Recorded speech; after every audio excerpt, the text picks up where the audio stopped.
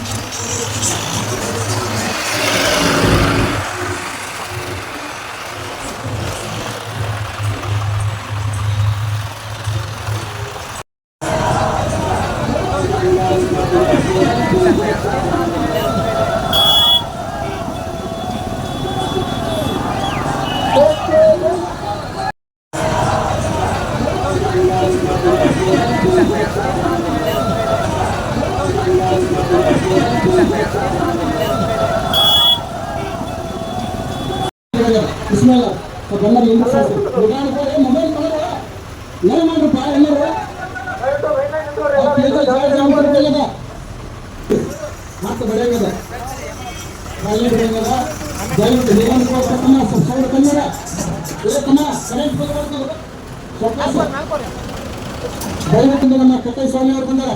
ಅವರು ಕೂಡ ಇವತ್ತು ಸಸಿ ಮಳೆ ಹಾಕಬೇಕಾಗಿತ್ತು.